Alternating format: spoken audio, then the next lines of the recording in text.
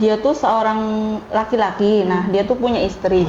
Di situ tuh dia bilang kalau istri tuh nggak boleh kerja. Nggak tahu sih apa karena laki-laki merasa egonya kesentil atau merasa bagaimana, aku nggak ngerti juga. Ya, karena yang mencari nafkah laki-laki, maka yang memimpin rumah tangga ya Laki-laki juga. laki-laki. Seolah-olah ya. Ya bukan seolah-olah, orang di undang-undangnya juga laki-laki kepala rumah tangga. Laki-laki merasa tersentil itu, maksudnya merasa dirinya tersaingi oleh perempuan gitu kan.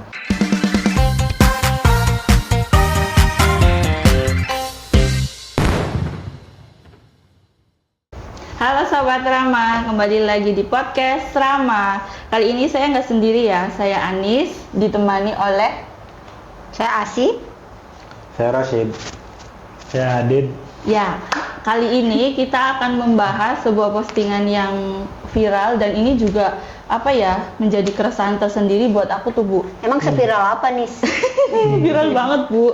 Sampai komenannya juga sampai 4.000 gitu, 4.000 lebih. Nah, ini tuh dia tuh seorang laki-laki. Nah, dia tuh punya istri. Di situ tuh dia bilang kalau istri tuh nggak boleh kerja gitu tuh. Dianya tuh bilang gitu, nggak boleh kerja, dan kalaupun kerja si istri tuh nggak boleh ngelebihin gajinya suami gitu tuh. Nah, aku juga resah karena di sekitarku juga ya adalah gitu yang kayak gitu tuh, Bu. Yang dia tuh seorang perempuan gitu, perempuan karir, dia gajinya udah gede, tapi pas udah menikah dia malah ikut si suami yang gajinya sedikit, katanya tuh nggak boleh, katanya tuh suruh ikut suaminya gitu tuh. Itu menurut Bu Asi atau Pak Ocit, mungkin Mas Adit bisa. Kenapa? Maksudnya kenapa bisanya nggak boleh itu? Nggak ada alasan nggak di postingan itunya tuh? Si perempuan istri nggak boleh bekerja, itu kenapa? Nggak ada, tapi tuh dia tuh bilangnya kalau misalkan si istri tuh nggak boleh gitu, yang namanya kerja gitu. Nah, kalau dari lingkungan aku juga ada yang bilang katanya misalkan nanti istri bekerja, nanti tuh bangkang gitu, berani sama suami. Mungkin itu salah satu ketakutan juga sih yang jadi problem gitu. Tapi aku juga nggak tahu tuh gimana. Ya gimana? Nanggepannya. Kalau kamu sendiri, iya, enggak. Maksudnya kalau kamu sendiri ngeliat postingan itu gimana gitu tuh. Sebelum kita nih. Ya aku ya ngerasa kamu siapa? Tubuhku kan milikku gitu.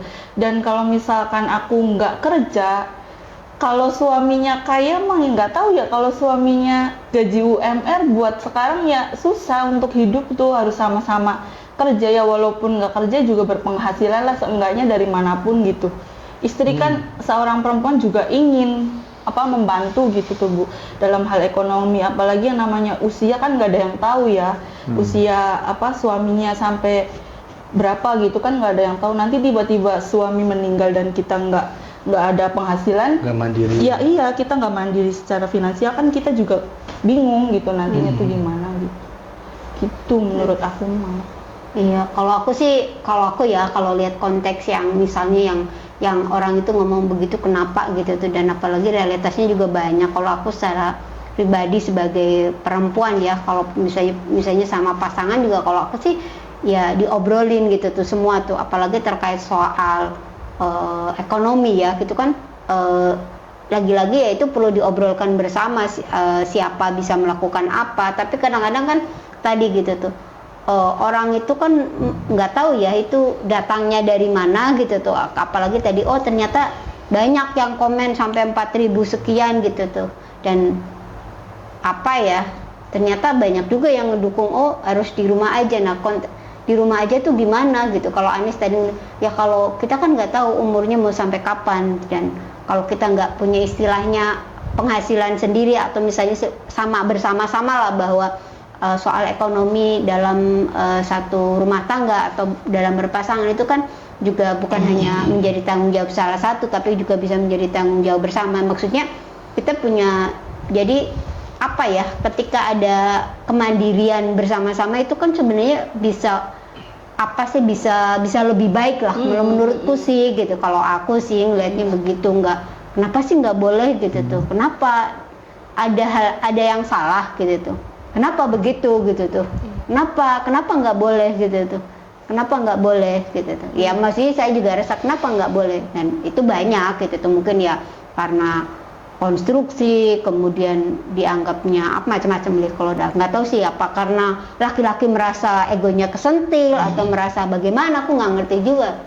Menurut para dua laki-laki yang ada di samping kanan dan kiri saya ini gitu tuh, bagaimana gitu tuh, karena ini kebetulan yang ngomong laki-laki ya gitu tuh, Iya. laki-laki, dan banyak juga tadi pengalaman Anis juga sama gitu tuh, temennya lalu kemudian oleh suaminya, istrinya kemudian Berhenti kerja, Berhenti ngikut kerja. ngikut Karena sama suami yang suami. gajinya UMR gitu. gitu. Bagaimana kah menurut kalian? Ya kalau gimana, aku rada tergoda sama omongannya Anis. Iya.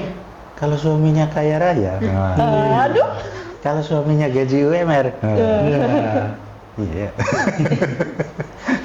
Berarti kalau suaminya kaya raya, perempuan nggak kerja juga nggak masalah gitu kan maksudnya. yang enggak juga. Kalau suaminya kaya raya ya kita juga harus gitu. Maksudnya ya kursus lah, entah itu jahit, entah itu usaha apa gitu. Maksudnya ada penghasilan lah tetap menurut aku ya. Ya kadang kerja juga bukan masalah dapat uang berapa ya, Iya. tapi kan aktualisasi Iya. diri gitu. Ada itunya. Ada aktivitas lah. Iya, bukan sekedar aktivitas, kerja kan aktualitas diri gitu. Tadi kenapa gitu tuh? Kenapa laki-laki sampai bisa melarang pasangannya kayak gitu-gitu? Ya laki-laki kan terlahir dalam dunia yang seperti ini ya, maksudnya masyarakat kita kan sangat masih melekat dengan keyakinan bahwa yang mencari nafkah adalah laki-laki gitu loh. Yang mencari nafkah itu laki-laki, berarti yang membiayai hidup rumah tangga, yang membiayai perjalanan bahtera rumah tangga itu kan laki-laki. Jadi yang membiayai, yang mencari nafkah, yang memastikan berjalannya keluarga itu kan yang secara finansial itu kan laki-laki yang dibebankan untuk mencari nafkah. Nah, masalahnya kan zaman sudah berubah Iya. gitu. Tapi pola pikir itu kan di masyarakat kita kan masih kental Iya, gitu loh. benar-benar. Jadi di satu sisi sebenarnya laki-laki dan perempuan dua-duanya bisa mencari nafkah. Tapi secara kultur kan tugas pencari nafkah kan masih dipegang sama laki-laki. Jadi ini ngerebetnya kemana-mana ya, karena yang mencari nafkah laki-laki, maka yang memimpin rumah tangga ya Laki-laki juga. laki-laki. Seolah-olah ya. Ya bukan seolah-olah, orang di undang-undangnya juga laki-laki kepala rumah tangga, Di kakak juga seperti itu. perempuan ibu rumah Ibu tangga. rumah tangga, kepala ibu rumah tangga. Nah berarti kan kayak kompilasi hukum Islam kan masih mengacu pada budaya patriarki yang lama kan.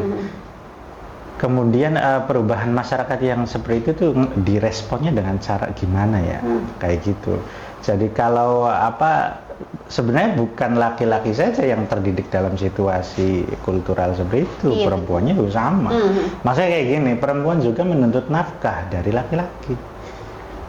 Bahwa perempuan pengen mandiri, pengen bisa bekerja, pengen independen. Iya, tapi residu dari budaya lamanya tuh masih juga.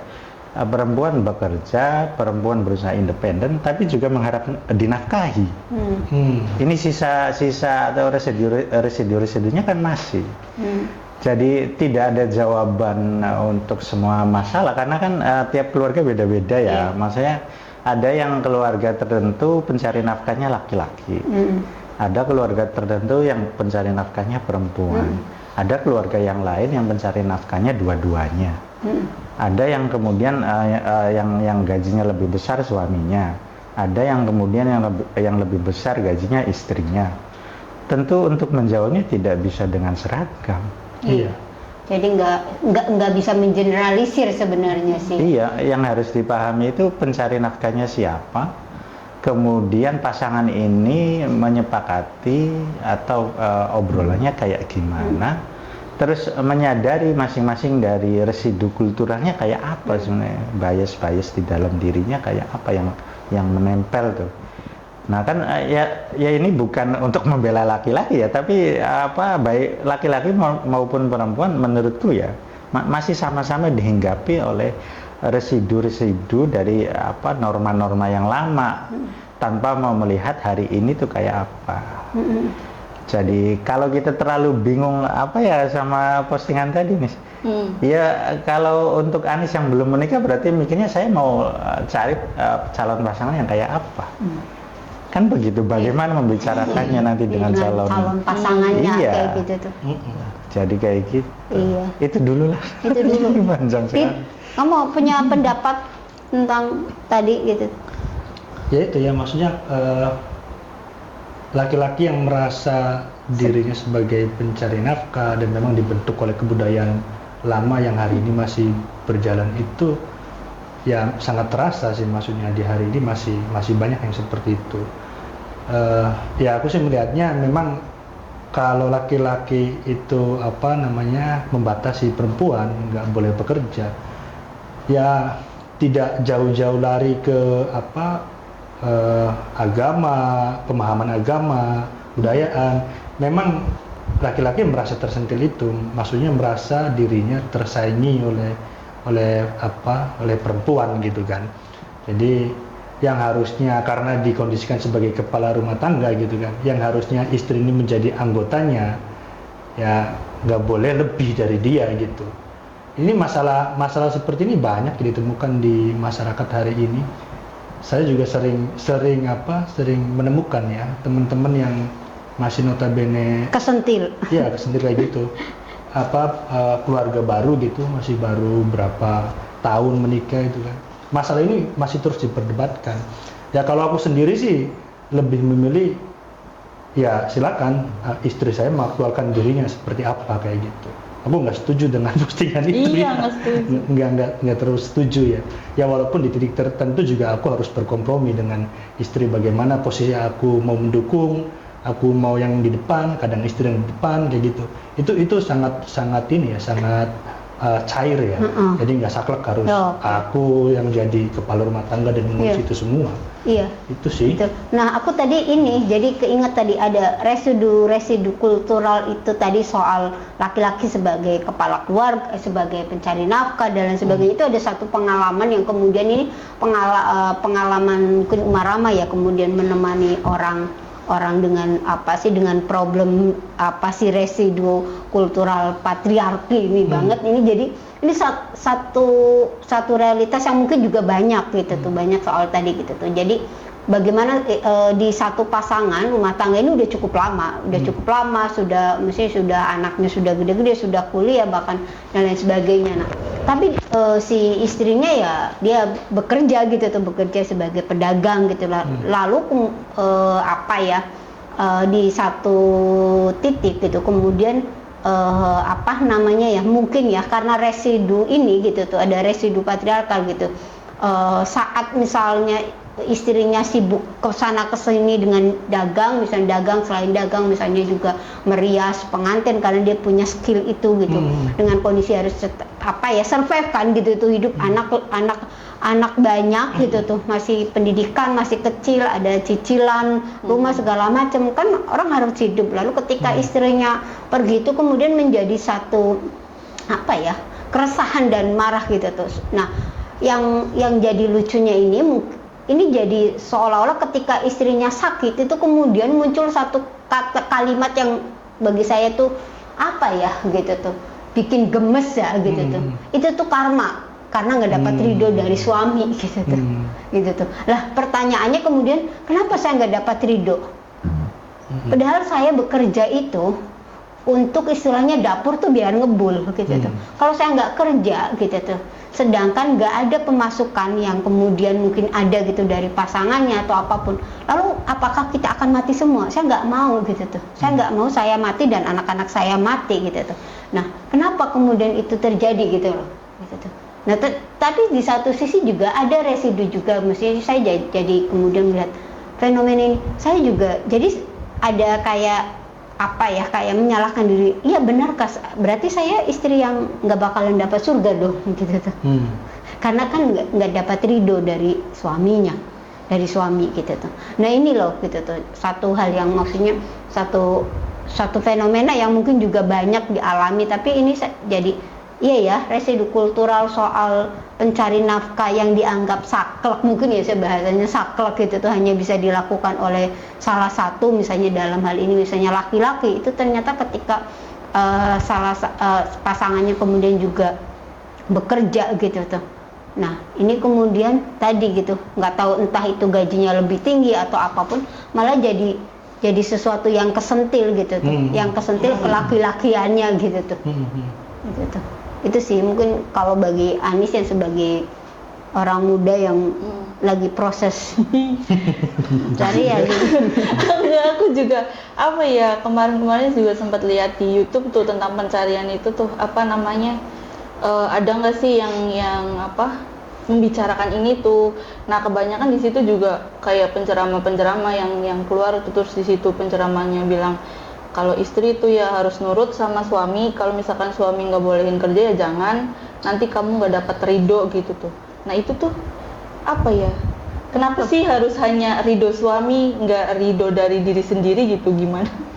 Ya ridho dari suami juga harus ridho dari istri. Nah itu iya. Jadi saling ridho lah. Saya kira ya memang karena di kitab kuning apa di Ukudulujan kan surga apa suami di bawah telapak kaki ibunya, sementara surga istri di bawah telapak kaki suaminya gitu. Dan apa itu ajaran di kitab aja, maksudnya apa ya, konstruksi patriarkal seperti ini memang sangat mengakar ya, sangat mengakar kuat. Nah, laki-laki privilege-nya itu ya, maksudnya saat egonya tersentil dia memakai ajaran-ajaran yang sebenarnya kalau kita apa telisik lebih jauh, ini bener nggak kayak gitu? Ridho suami di mana? Nah Di ibunya. Ya udah kalau kayak gitu ngapain kawin nih? nah itu iya itu. Jadi aku tuh. Iya, terus gini, kalau Anis bekerja sudah bersuami, Anis bekerja. Kemudian mendapatkan gaji dari bekerja itu, mendapat penghasilan dari bekerja itu. Nah kalau Ani sudah berkeluarga, istilahnya kan saya kan membantu suami. Aku mikir, loh kok membantu? Sih harusnya gimana? Aku jadi bingung. Ya kan nggak membantu lah. Membantu apa gitu loh?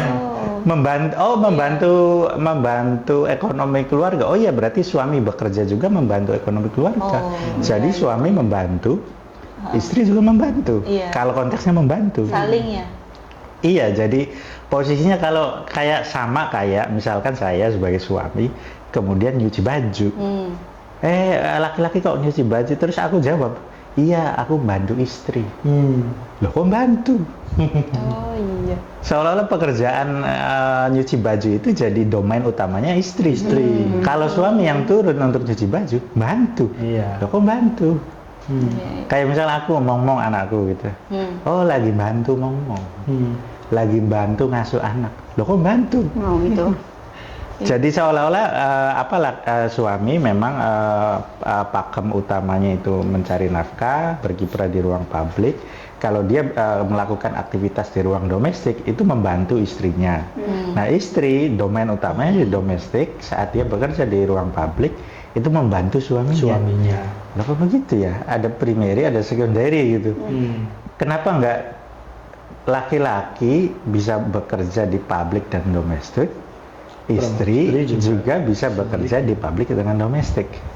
Nah, kalau pada keluarga tertentu misalkan yang dilalah diberikan rizki, diberikan berkah untuk bekerja di ruang publik suami, kemudian di ruang domestik istri, menurutku dua-duanya sama-sama bekerja. Tidak ada yang satu sama lain membantu ini membantu yang ini. Enggak. Dua-duanya bekerja. Yang satu bekerja di publik, yang kedua bekerja di ranah domestik. Begitupun kalau istrinya yang di ruang publik, suaminya yang di domestik, dua-duanya juga bekerja. Nah, perempuan kebanyakan di yang aku lihat ya, itu lebih siap menghadapi wilayah domestik maupun pabrik ini Dua-duanya lebih siap. bisa, Iya, karena perempuan ini sebenarnya terdidik dengan baik di dalam keluarga untuk bekerja maupun melakukan aktivitas bekerja di publik maupun domestik. Secara pendidikan perempuan sudah mulai terdidik dan yang saya lihat di SD, SMP, SMA, di bangku kuliah yang ranking-ranking itu perempuan kok. Yang ranking-ranking itu perempuan. Kemudian di dalam keluarga perempuan ini terdidik untuk mengerjakan pekerjaan-pekerjaan domestik. Laki-laki yang nggak siap. Bahkan manage uang pun ya perempuan. Iya, laki-laki nggak siap karena nggak dididik dari kecil. Jadi saat dia tidak terdidik di dalam keluarga maupun di ruang publik seperti sekolah, sementara jabatan kepala keluarganya masih gitu. Masih bisa dibayangkan kan? Prestis ya. Nggak, maksudnya gimana nggak tersenggol egonya. Punya apa lagi gitu? Iya. Punya apa lagi? Nah, saat dia kemudian dilangkahi oleh istrinya, atau istrinya bekerja, atau dua-duanya sama bekerja, kemudian istrinya gajinya lebih besar, ya betapa tersenggol lah. Tersinggung ya. Iya, jadi tersinggung nggak apa ya? Merasa. Ya karena nggak dibiasakan seperti itu. Dari kecilnya nggak dibiasakan untuk sama-sama melakukan kerja-kerja yang Peran gitu, peran itu. yang memang kerja-kerja itu harus dilakukan oleh orang yang punya rumah, punya badan, punya tubuh yang harus dihidupi. Ya kalau baju kotor ya dicuci lah, nggak usah disuruh. Kayak gitulah gampangnya. Maksudnya itu sesuatu pekerjaan yang setiap hari ya. Iya, kalau lapar ya cari makan lah. Kalau nggak ada duit cari duit lah. Jadi nggak terbiasa. Kalau kamu butuh untuk hidup itu apa? Cari. Kalau mau makan, masak lah. Kalau belum nggak ada bahan, carilah. Kalau nggak ada uang, ya bekerja lah. Kalau baju kotor, cuci lah. Jadi menurutku perempuan terbiasa dan terdidik. Laki-laki bodoh amat ya. Berantakan ya. Makanya cari calon suami yang benar. Dan nggak tahu ya, ini aku jadi susah sekali ya tadi gitu tuh kalau ngelihat tadi laki-laki dengan misalnya tadi nggak ngapa-ngapain aja dia udah dapat, kalau aku privilege ya kayak tadi kepala keluarga gitu. Jadi kayaknya sulit sekali ketika misalnya terjadi realitas yang kemudian istrinya bekerja lalu kemudian mungkin ya tadi kelaki-lakiannya kesentil, dia untuk menurunkan egonya tuh kayaknya susah banget. Dari soal ditambah dengan ditambahnya dengan peran-peran yang tadi baik di ruang-ruang baik itu terutama di domestik ya, di domestik ataupun juga di domestik khususnya itu kan jarang sekali kemudian diajarkan kan atau dibiasakan untuk diberi peran yang sama, bahwa pekerjaan apapun, peran apapun, mau di publik, mau di ruang publik, mau misalnya bekerja atau berperan misalnya mencari penghidupan, itu tidak mengenal jenis kelamin sebenarnya gitu tuh. Ya hari ini. Iya hari ini ya dan ya menurutku juga kita tidak bisa mengeneralisir apapun gitu tuh, karena keputusan misalnya dalam konteks berpasangan itu kan pasti juga ada latarnya masing-masing. Jadi kita nggak bisa kemudian terlalu mengintervensi juga, karena kan tiap individu juga berada pada ruang dan latar yang berbeda ya, secara mungkin pengasuhan atau kultur apapun gitu. Jadi bagiku ya balik lagi gitu, dengan segala keterbatasan yang ada juga misalnya kita perlu juga menegosiasikan apa yang mungkin ya yang ujungnya adalah memanusiakan manusia itu gitu. Yang lebih penting dari semuanya itu adalah itu gitu tuh. Itu sih kalau aku sih menanggapinya itu.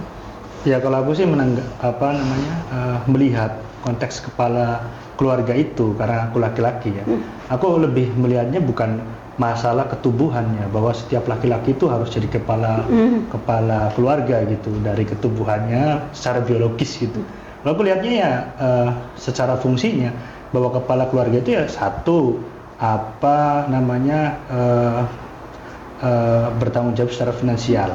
Kedua, memelihara keberlangsungan keluarga itu, apapun itu.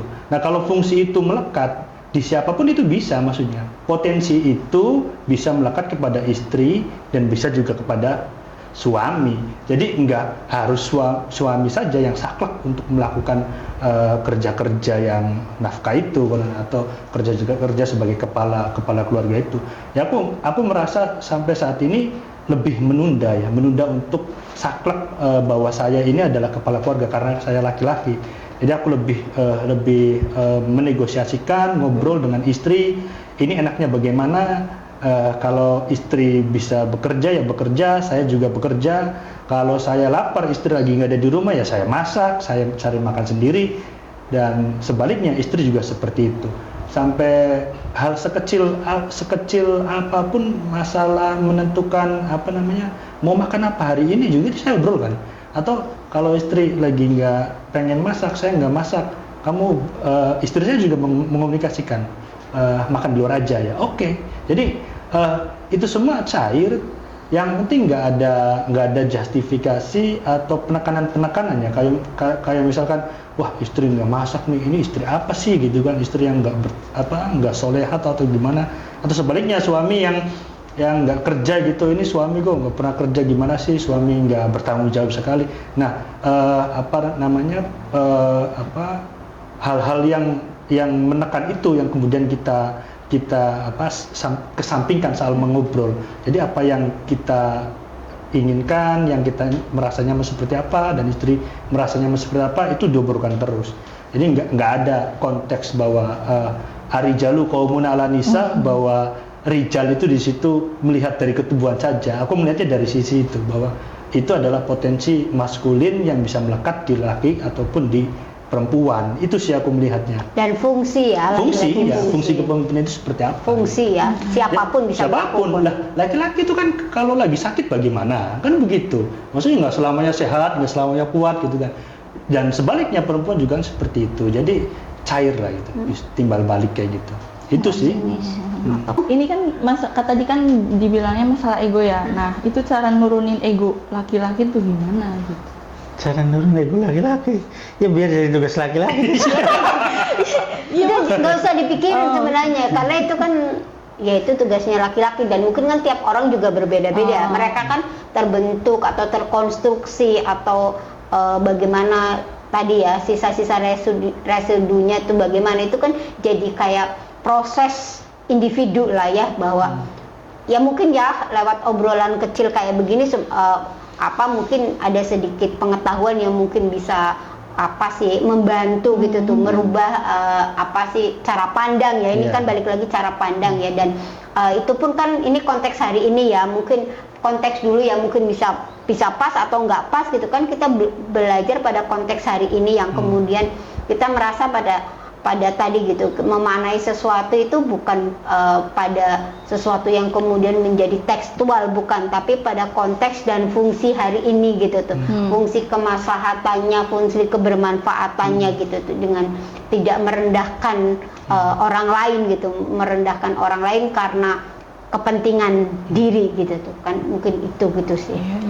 Jadi cara nurunin ego laki-laki ya, misalkan Anies umur berapa ya sekarang, terus ketemu sama calon pasangan katakanlah, calon pacar atau calon suami lah. Dia dididik di tengah keluarga yang juga masih dalam sistem budaya patriarki, itu berapa puluh tahun. Nah ketemu dengan Aniesnya berapa tahun, berapa bulan, berapa hari, dan Anies ngomong pengen nurunin egonya dia. Nggak bisa. Ya bukan nggak bisa, ya prosesnya lama, panjang. Jadi menurutku ya, kita kan berarti bicara tentang perjumpaan, perkenalan, adaptasi, pacaran. Jadi tahapnya masih banyak seperti itu. Dan jangan terburu-buru gitu. Jangan terburu-buru, kecuali yang memang sudah siap. Bukan berarti tahu risiko kemudian mundur. Tahu risiko kemudian aku oke dengan risiko ini, ya udah.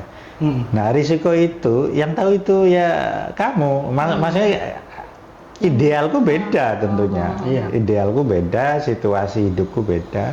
Nah, Anis bisa nimbang sendiri tuh. Jadi tidak ada cara instan sebenarnya. Nggak ada. Nggak ada cara. Gimana? Nggak ada ublok-ublok langsung aja nggak ada. Yang instan tuh hanya mie instan. Iya. Nah, ada pertanyaan berikutnya. Dari kemarin gelisah sekali soalnya. Nggak sih, itu aja sih. Iya. Sudah mulai terbuka, tercerahkan ya soal itu ya. Terpadangkan Oke. ini. Ini apa? Mungkin Terakhir. dari teman-teman ada closing Enggak lah, saran-saran enggak. apa buat laki-laki yang egonya tersentil. Enggak apa-apa. Enggak ada, enggak apa-apa ya. Kalau aku sih ya, Ya, dan juga prosesnya mungkin teman-teman masing-masing. ya. Kalau aku sih ya bahwa dalam konteks mencari nafkah itu ya bisa siapa aja dan itu fungsional ya. Fungsional tuh siapa aja bisa melakukan itu dan bagiku itu tidak mengenal jenis kelamin. Peran-peran itu bisa dilakukan oleh siapapun gitu. Dan soal ridho, ya ridho itu ada di kedua-duanya aja, ada di kedua pasangan itu, baik itu perempuan di laki-laki ataupun juga sebaliknya laki-laki di perempuan. Jadi dua-duanya itu sama-sama kemudian sama-sama rela, sama-sama oke, ini kita fine dan ayo kita jalan kayak gitu-gitulah. Kalau menurut aku sih, jadi dan tidak perlu terburu-buru sih untuk melakukan apapun, karena dalam konteks berpasangan kan kita berada dalam ruang kehidupan yang sebelumnya itu kita berada di mana, dalam kondisi dan kultur seperti apa. Dia pun sama ya, prosesnya ya ayo dinikmati dan belajar sepanjang hayat itu. Gitu. Itu dari aku sih terakhir. Iya, dari Pak Oci. Ya, kadang kita tuh terjebak pada konstruk atau tugas-tugas yang itu kita nggak tahu yang menetapkan siapa, asal usulnya dari mana. Nah, terus konstruk itu melenakan dan lupa bahwa yang kita nikahi itu manusia juga. Ya. Saya juga ingin diperlakukan lah dengan baik. Ya. Tapi karena konstruk itu ya seolah-olah yang paling baik adalah yang ikut pada aturan-aturan itu, karena sangat berpegang sama aturan ini, kemudian lupa bahwa yang di samping kiri, atau di samping kanan atau yang bergandengan tangan itu kekasih hatinya loh. Maksudnya cinta belahan jiwanya loh. Tapi cara memperlakukan belahan jiwa itu kita anut pada aturan-aturan ini. Coba sih dilihat lagi. Cari aturan Sang sendiri. kekasih hatinya. Bukan berarti meninggalkan ini, tapi ini kekasihmu, ini orang yang kamu cintai. Jadi, ayo kita bicara. Dari Mas Hadid. Terakhir ya, aku nambahin aja deh sedikit. Untuk yang punya hubungan relasi suami istri pacaran, marilah mulai sekarang dengarkan pasangannya, dengarkan dengan sepenuh hati apa yang menjadi keinginan, apa yang menjadi kenyamanan, bareng-bareng dibangun dan membangun relasi yang tanpa kekerasan. Itu sih. Itu aja. terakhir. Mantap. Saling mendengarkan dan saling apa tadi?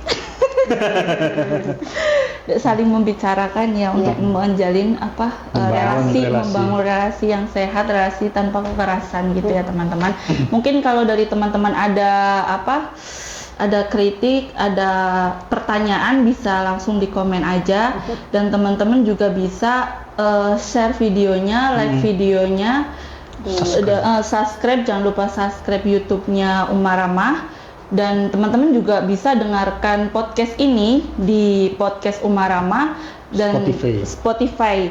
Mungkin teman-teman juga bisa beli bukunya atau ingin mengkoleksi buku Umaramah itu di Umaramah Store. Ada di Shopee, Tokped, TikTok, WA-nya juga ada, Instagram. Borong bukunya. Ini sekian dari kami, dadah.